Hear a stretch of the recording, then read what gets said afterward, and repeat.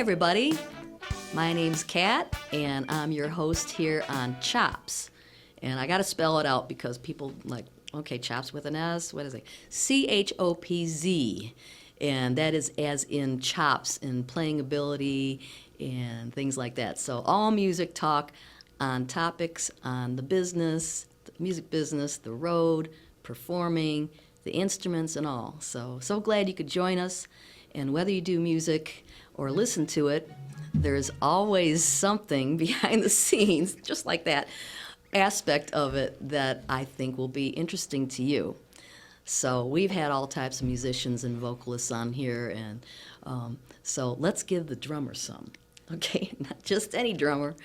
My guest has been all over the world touring and recording with some of the top jazz and R&B acts around. So please welcome drummer Ron Otis. Hey, Kat, that's nice to be here. Well, thanks for having me here. Thanks, Ron, for being here. And just to let you know, everybody out there, we're not in summertime anymore. Right. It's Michigan weather, and Ron made an extra effort to be here. Yes. I have a turtleneck on top of that. So. Okay, good. You know how to dress. Right. So let me ask you, Ron, I always like to start everything off with going back in time to a musician's beginnings in music. So what was your very first beginning, or what drew you to music and the drums? The way you said that. Okay. When I first got started, my mom played piano. Oh, okay. Uh-huh. And I was just trying to keep up with her. And I was like 5 years old. I'm on the coffee tables with pots and pans. Right. And I'm like, oh, my God. I said, this is kind of cool. But I didn't know what I was doing. Sure. Right. But she played, and she played in church. Okay. So that's where my start All right. came from at 5. Yeah. All right. Yep. And then, so she's playing for the church. Right. And eventually, did you? And then I started playing for the church as well. Okay. Yes. And you still do, right? And I still do. When I'm at home, when I'm not on the road, that's where I'm at on Sundays. Yes. Right. And I believe you, now, years ago, we worked together. So I remember back then you mentioned to me that you performed with jazz sax player Ronnie Laws. Yes, I did play with, 16. yes. I wasn't quite 16. I was more like, I think I was 19. Oh, okay. When I started playing with Ronnie. Oh, okay. And there was another guitar player named Craig T. Cooper, so they would do this package deal together. Oh, okay. Yeah, so that worked out pretty good. That was a good learning experience. I think back then I was laughing because I thought you said 16. And I just had this picture of you behind the drum kit. Like, of course, that's where I am behind the drum kit like this. It wouldn't have been you. But anyway, I recently had our mutual friend Brian O'Neill, player, on a couple weeks ago, and we spoke about touring with Motown, and I'm going to tell everybody, because Motown vocalist, recording artist Kim. And you were on those tours and recordings as well. Yes. And tell us about those days with Kim. Oh, those days, which are ongoing. I've been with him 20 plus years now. Oh, so you still are going out? Yeah, I'm still out with him. Oh, okay. I wasn't sure about that. Yeah. He has some personnel change, and but I work with Brian. Brian's a great keyboard player, and it's been great. Yeah. Get a chance to play on the records and to be able to play on the stage live with the music. So right. That's fun. That's a great experience. Absolutely. We were lucky enough to steal you away from Kim there for a while with Hidden Agenda back in the day, but I'll talk more about that later. But you also play with Earl Klugh. Yeah, I played with Earl Klugh for 23 years. Okay. How did that all come about? That came about through session work. Oh, really? Okay. Yeah, it was Al Turner, a bass player. Okay. He had called me. And he recommended me to Earl to do a session. Mm-hmm. And not too much longer after that, I got called to play with him on the road. Oh, nice. So it was like wow. And I remember meeting Earl when I was like 16 at Baker's Keyboard Lounge. Oh, okay. Mm-hmm. So he drives up, and I was like, that looks like Earl Klugh.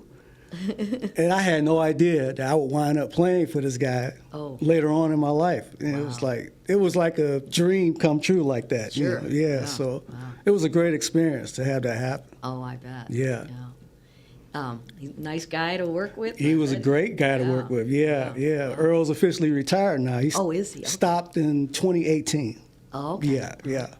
Larry and I, we do Midnight in San Juan. Oh, great. That's a great song. I love that song. Yeah, I love playing it. And you also, all these different people you play with, I go on forever, but you also play with Bob James. Yes. And so how did that? And that connection happened with Earl Klugh. Oh, and okay. and that was off and on with Bob for 10 years. Oh, all right. Yeah, and then we wound up, I recorded on the Urban Flamingo record. Okay. Yeah, that's a record all Detroit guys played on that record. Oh, wow. Yeah, Okay. yeah. And he's up north, isn't he? Yeah, he lives in Traverse City. Oh, okay. Yes. So, yeah, every once in a while I see something where he's up there. Yeah, And, yep, that's right.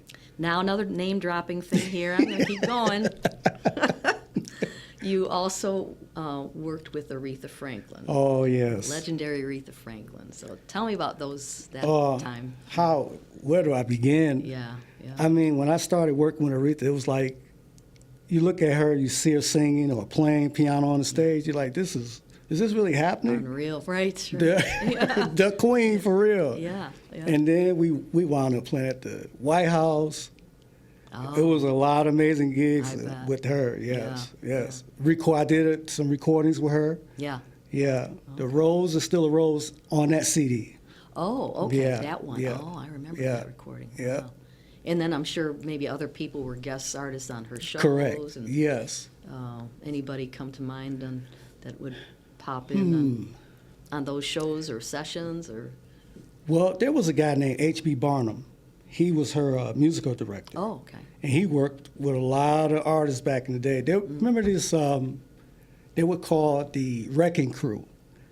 You mean the Wrecking The Crew? Wrecking Crew. Oh, okay. Yeah, he I was know what you're working. talking about. Oh, yeah, those guys. Those guys, So Right. Wow. He All was right. he was a part of that. He was working Oh. with them on some things. So to have somebody like that at that caliber Yeah. was pretty incredible. Yes. Well, I Yeah. know that.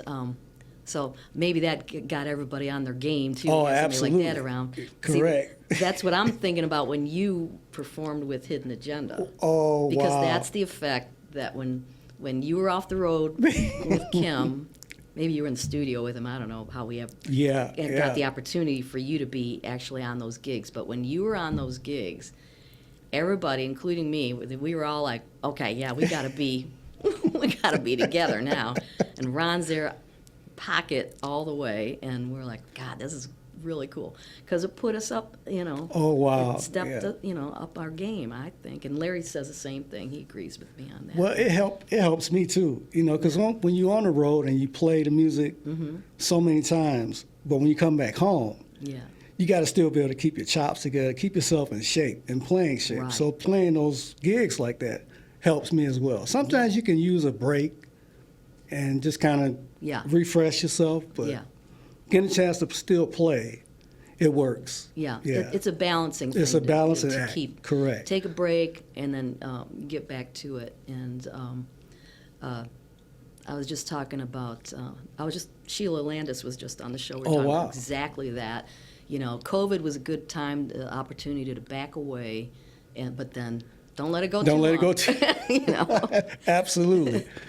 And so, Ron, you might know or not know this different slant here, but I'm a frustrated drummer because you probably watch all the drummers I work with. I'm watching, not that I can play or anything, but I watch drummers and their technique, and I do the YouTube videos, and I play the tracks with the headphones on, and I know playing, what I play, it takes years and years to master any instrument. But for the hobby player, in this late stage of my life, do you have any basic tips for somebody on how I would approach, or a player like me would approach technique, for instance? I mean, that's like 2 days later you can talk about this, right? But technique is being able to at least get the basics. If you can keep time, figure out what the rhythm is of the song, right, and what you're playing, and being able to stay consistent. Because sometimes you can play the same beat for 30 minutes, just try to play that same beat for 30 minutes straight, right, just to keep it strong, keep it tight. And like you said, you follow different music on YouTube and try to play along with certain things that you like. Yeah. That's a great start. or drummers on YouTube. Or drummers on YouTube, right. Do this fill. But right. should I, somebody like me, like keep fills and stuff like that for later and to really just get my... I would say later because yeah. the music has to feel good. That beat has to feel good. Right. And it's not always about those certain fills, even though fills are, it's like to let you know a certain section of a song is coming about. Right. So it's not about just imposing your will and you're going to play something that doesn't make sense. I'm just going to play this just because I can. Yeah. But it's to let the rest of the band know, okay, here's the B section, here's another A section, we're going back to the verse. Right. So those type of things. But I wouldn't worry about trying to learn all the fancy fills and stuff like that. But learn how to play solid and being able to keep great timing. Right, right. Yeah. I just saw something the other day. What was it? The Toto's drummer. Oh. Talking about working with Quincy, and he walked into the studio to his drum kit, and he noticed it was just a snare and a hi-hat and a kick drum. And Quincy Jones took all the other drums away. Right, see? Just to keep them, probably, right? Just to That's keep, right. Make it more where he's Make just in that the groove pocket, feel right? good. Make that pocket is Right. right. That's right. So you also write and record your own music. Yes, I do. And so everybody, I'm telling you, his albums are Up Front and Stay in Your Lane. Yes, those are my two. Okay. Yes, those are my two records. And which we love. We played. Thank you, Ken. Larry and I, we played too that. Kind. You're too kind. Hey, we're going up north. Like, oh yeah, put on a Ron CD there, and drive, this good driving music. And so when you're writing, I'm not sure if you join up with another writer or what's your process of writing songs. What I normally do, if I hear a melody in my head, I'll try to hum it. I'm not a piano player, so I don't go out and say, yeah, well, I'll go home and I'm going to work this out. Right. I try to get some type of chord structure together at home. Yeah, right. I figure out with one finger at a time, try to put it all together. Yeah. Then I'll take it to a real piano player. That's like and put the right voices and verse and all that stuff together on it. Sure. Because you don't want to hear me play it. You're like, oh my God, what is that? Well, that's, but like you say, it's for somebody that's not a keyboard player, it's the tool to at least put together the foundation. Correct. So when you say one finger at a time, you like working out the melody first? I'm working out the melody first. Which is vital right yes. there. Yeah, I mean, majority of music about the melody. Exactly, yeah. Are there any, I didn't want to cut you off. Oh, no, you're fine. Okay. So are there any particular shows or tours that stand out in your memory? Wow. There's a lot of... Right. I'm going to start with a funny one, though. Okay. So we on stage with Aretha. We in the middle of the show. We was doing this party with Gloria Estefan, her husband, had contracted her to do a show, right? Oh, man. Okay. So Aretha's on piano. Mm-hmm. And Gloria Estefan's husband, I hope I don't get in trouble for it. All right. Don't worry, I don't think they'll be watching this. So we're playing Emilio. with it. Yeah, yes. Emilio, okay. So we're out on the stage. Aretha's on piano. And he comes up on stage. And he comes by me. He reaches in my stick bag and grabs my stick and started whacking the cymbal, right? So Aretha's playing, and she is fuming, looking at me. I'm like, ow, I don't know what to do. So she's looking at me. And he's over there just having a ball. I got Emilio playing on my stuff, and I got Aretha. I got Aretha sitting over. There you go. Right. So, and then Cat, not even a minute later, he falls off the stage. What? And Aretha looked like she was like, yeah, thank you. Oh, he didn't get hurt. Now, I'll clarify that. He did not get hurt. Right. He was just fine. Happy to have him out. She was happy to have him out of the way. Wow. She looked at me, but that was the funniest thing. I've never experienced that before. So that was a fun experience. About Emilio, okay. But it made it fun. I'm sure. That stuff like that just stands out. Memorable moments, yes. Well, I read stuff about him. They're both fantastic, talented people. Yes. But I think it was the Miami Sound Machine guys were saying, yeah, Emilio, in the studio. He makes a great sandwich or something. See, maybe we'll have to cut that out, too. Right. Anyway. Sorry, Gloria. Right, sorry, right, Leland. sorry. Right. But they were nice people. They were nice. Oh, I'm they were sure. Real cool. Well, I would real be cool. floored to meet either one of them. Yeah. And so, oh, that's what I was going to say. The touring life, we were just talking about Florida and everything, Yeah. places you go all over the world, and that's fascinating to me. And it seems, like for that 1 hour or hour and a half you're on stage, Right. people don't know what goes on. I call the logistics of getting Right. from point A to point B. So you play world stages with top performers. So what's that like, the behind the scenes of it? Well, I mean, when it's good, when everything is, all the dots are lined up, all your I's are dotted and T's are crossed. Mm-hmm. But there's sometimes you got to get up at 2 o'clock. You have a 3 o'clock lobby call. Yeah. You have a 6 a.m. flight. Hey. Yeah. I was thinking more, 4:30. Right. See, I was way up. Right. So, but now Okay. we do go in the day before. Oh. So it makes it a lot easier, especially when you come from like the wintertime. You don't know what's going to happen. Sure, right. Weather-related flight cancellations. So you don't want to go in the same day and then you're like, oh, no, we can't Yeah. make the show. Especially with the traffic and Correct. airports. That's right. Insane. That's right. So, there's a lot of little things that go into place to make all those things happen. Sure, yeah. But as long as the hotel, your accommodations is right, Right. but you got to also, I'm kind of all over the place, but you have to get your rest as a musician. Yeah, Make sure you be where you're supposed to be. right. Yeah. Do you find that the older performer that you're backing, that you're the side person for, that they're spreading out their shows a little bit more because of that, or is it the same frequency of Well, shows? I would say it's the same frequency because, like, I have a show that's coming up this weekend. We're going to be in Richmond, Virginia. Oh, okay. And then we're going to go to South Carolina. So we won't have a space. Oh, right. Like we'll do a show Saturday. And then the next day we're going to catch a flight and go to South Carolina. Right. But it's not a real long big distance. But Yeah. if we was going to the West Coast, those are a lot easier to do. So you have that time to Oh, make up. Oh, okay. So you won't have that 5 a.m. Flights and stuff like that. Right. So, Right. but they still scheduling shows pretty close together. Really? Yeah. Yeah, for some reason I thought, well, maybe the record company's not pushing them at the same level that they used to, say, in Right. the 70s, 80s, just some ridiculous schedules back then. But still, Right. pretty frequent. Right. We went to see, Andre Frappier, Oh, yes. playing with Patti LaBelle. Yes, that's right. And, yeah, those guys, they got a schedule going That's on. right. Like, hi, Andre. Right. Bye, Andre. Catching the bus or That's wherever they right. were getting to the airport Right. and all that. It's like, Yeah.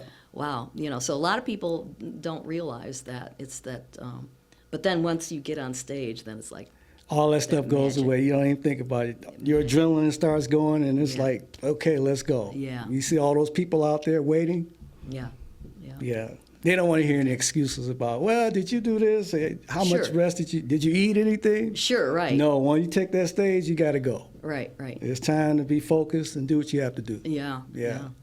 Well, everybody, then that's the professional level, like Yeah, you say, yeah. that everybody expects. And you Right. do. So what are your views on, there's certain different levels, like, we were talking about the nightclub level, and Oh, yeah. then the global road side person Yes. level, and what are your views getting to that spot? Is it like, I'm sure maybe a combination of talent and luck, who you know?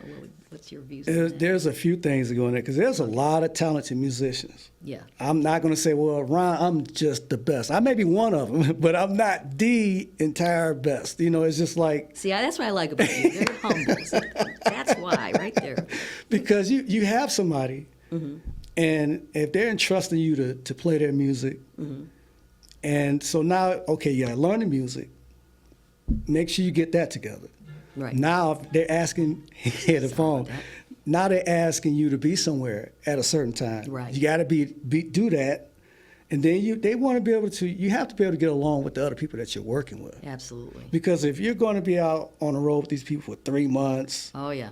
and you can't get along, a lot of times that spirit flows into the music, and it's going to come out. Yeah. Because I can't get along with him. I can't get along with this person. Doesn't help. That's right? that's a terrible Yeah. position to be in. Yeah. And you don't want that. You try to have somewhat of a family setting, Yeah, absolutely. because it will come across Yeah. on that stage. People don't realize that, but if everybody can come together, it'll be that much better. Yeah, you don't want to be over there like Yeah, making eyes at someone right, across the stage. right. Like, I can't stand that guy. So no, Right. You don't want that to happen.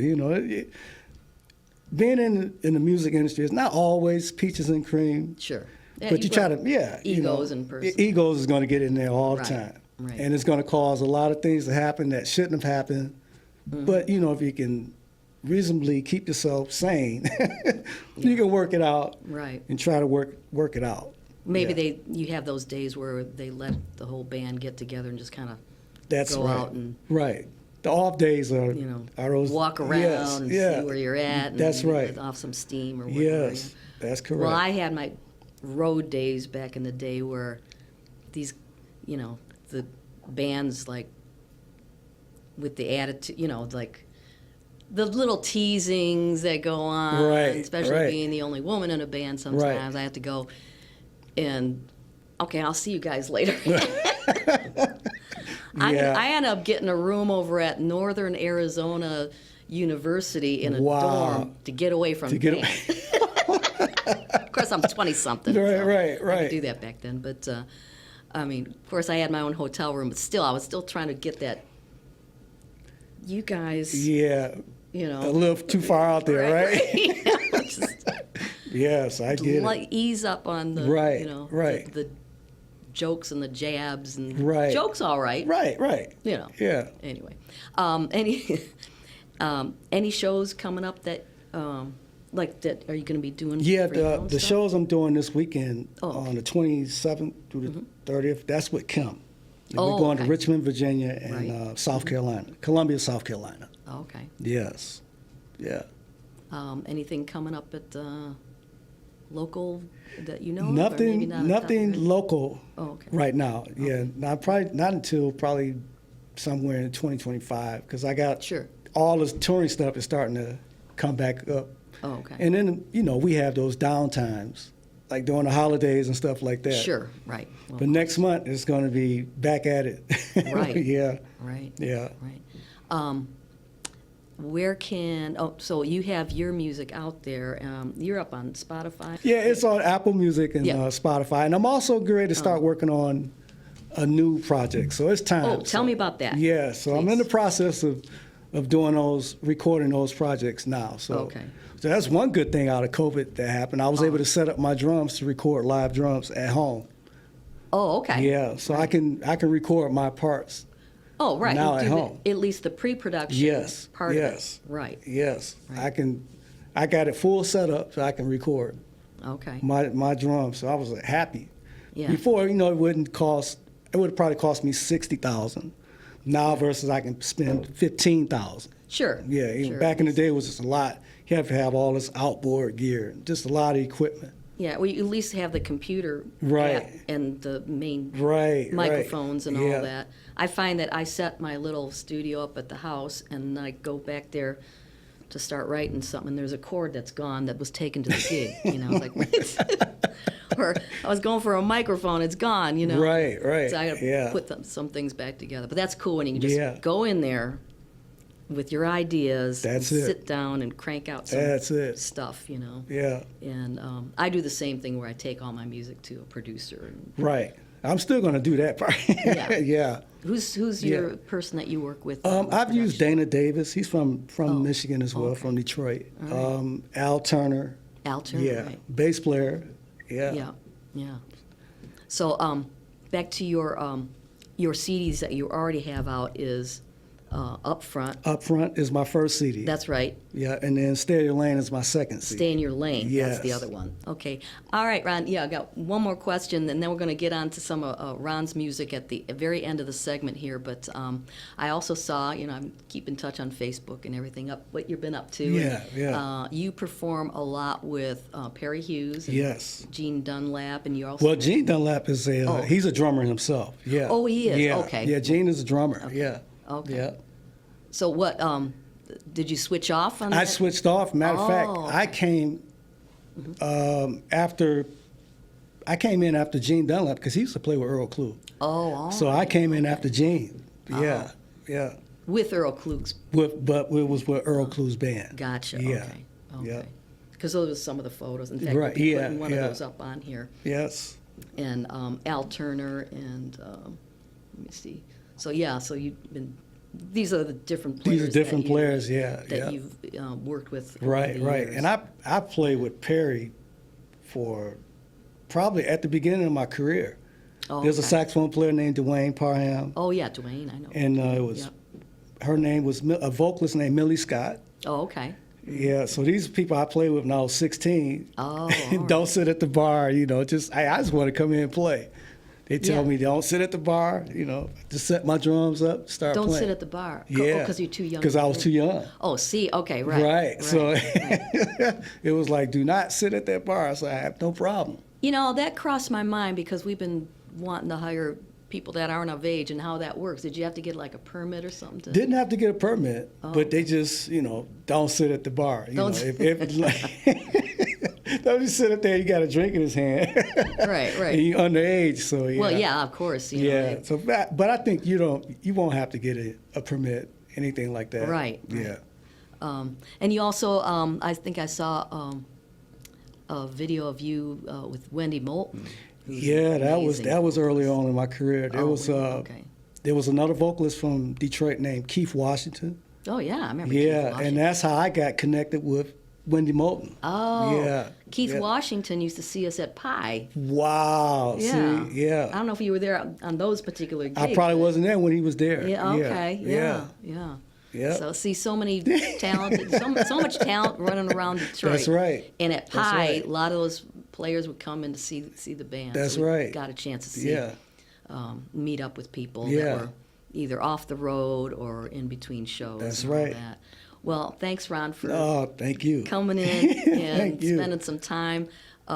Everybody, check out Ron's music on YouTube, Ron Otis, and his music up on the online sites. You have your website too, right? I have my website, but it's being under construction right now. Oh, So okay. yeah, I'm going to revamp it. It's gotta Okay, be is that revamped, ronotis.com? Yeah. RonOtis.net. Yes. Oh, ronotis.net, Yes. but give it a minute so Yes. we'll be back correct. up there. We'll be back. Yes. And we're going to sign off on this, but we'll have one of Ron's videos coming in right after this. So once again, Ron, thank you so much. You're so welcome. All right. And this is Kat Orlando signing off on CHOPZ.